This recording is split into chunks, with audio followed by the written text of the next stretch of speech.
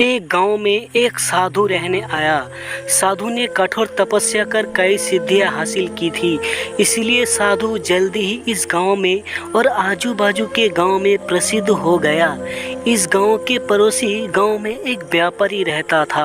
व्यापारी धनवान बहुत था, इसीलिए उसके पास किसी भौतिक वस्तु की कोई कमी नहीं थी। लेकिन जैसा होता है, हर आदमी कुछ न कुछ कमी महसूस करता ही है। इस व्यापारी को भी मन से शांति नहीं थी। मन से शांति पाने के लिए व्यापारी कई तरह के नुस्खे आजमा चुका था, लेकिन किसी ने भी उसे सफलता नहीं मिली थी।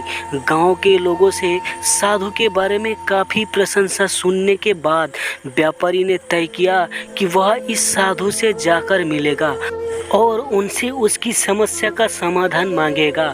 हो सकता है अपनी सिद्धियों के बल पर वह उसे मन में शांति लाने में मदद करेगा। अगले दिन व्यापारी साधु जहाँ रहता था उस कुटिया के पास पहुँच गया। व्यापारी ने अपने मन की सारी बात साधु को अच्छे से बताई। साधु ने उसकी बात सुनने के बाद व्यापारी से कहा कि तुम्हें कुछ दिनों तक मैं जैसा कहूँ वैसा करना पड़ेगा और यहीं रहना पड़ेगा। व्यापारी किसी भी तरह मन की शांति पाना चाहता था, इसीलिए वह तैयार हो गया। अगले दिन साधु ने व्यापारी से कहा कि आज के दिन तुम बाहर बैठोगे। साधु ने व्यापारी को एक जगह बताई जहां पर उसे बैठना था। सूरज चढ़ते ही तेज धूप सेठ पर पड़ने लगी। सेठ ये देखकर हैरान था कि साधु खुद कुटिया के अंदर छाया में बैठा है और उसे धूप में बिठा कर रखा है। व्यापारी को काफ़ी गुस्सा आया, लेकिन वह किसी तरह अपने गुस्से को पी गया। अगले दिन साधु ने व्यापारी को फिर से उसी जगह बिठाया और इस दिन उसे खाना नहीं मिलेगा ये भी बताया।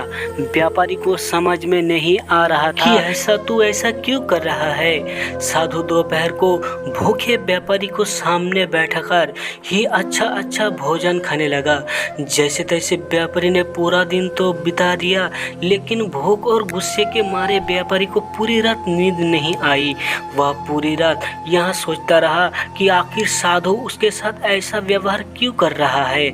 उसे लगा कि साधु उसकी समस्या का हल बताना नहीं चाहता, इसीलिए ऐसा कर रहा होगा। इसीलिए सुबह उठते ही उसने अपना सामान लिया और वहां से जाने की तैयारी की। व्यापारी को जाता हुआ देखकर साधु ने उसे रोका और अपने पास बुलाया। साधु ने पूछा कि वहां क्यों वापस जा रहा है। व्यापारी ने कहा कि वह जो पाने के लिए यहाँ आया था वह उसे मिला नहीं, इसीलिए उसका वहाँ पर रहना व्यर्थ है। साधु ने उसे कहा कि मैंने तुम्हें बहुत कुछ दिया, लेकिन तुमने कुछ लिया ही नहीं। व्यापारी को कुछ समझ में नहीं आया।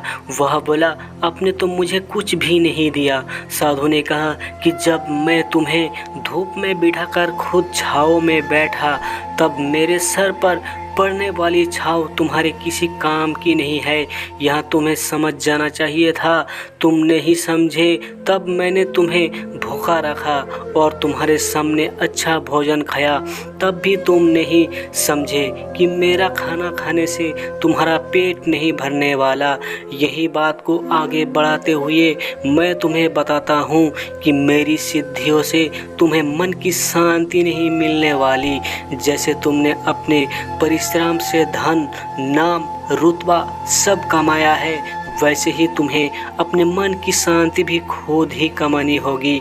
व्यापारी साधु की बात समझ गया और उसने साधु से कहा कि मैं यहाँ किसी ताबीज या किसी वस्तु को पाने की आशा से आया था, लेकिन आपने मुझे उससे भी कीमती चीज़ दे दी। उसने साधु को धन्यवाद किया और खुशी खुशी अपने घर वापस लौट गया। दोस्तों, हमारे जीवन की परेशानियां हम ही हल कर सकते हैं। हाँ, किसी और से हम उन्हें हल करने का रास्ता ज़रूर जान सकते हैं, लेकिन कोई और व्यक्ति उन्हें हमारे लिए कभी हल नहीं कर सकता। तो मेरे प्यारे दोस्तों, अगर आपको इस कहानी पढ़ने के बाद कुछ सीख हासिल हुआ हो तो ज़रूर वीडियो को लाइक एंड दोस्तों के साथ शेयर ज़रूर कीजिए। और इसी तरह की कहानी और पढ़ने के लिए हमारे चैनल को भी सब्सक्राइब ज़रूर कीजिए। तब तक के लिए इजाज़त दे, मिलते हैं किसी अगली और कहानी की वीडियो में। धन्यवाद।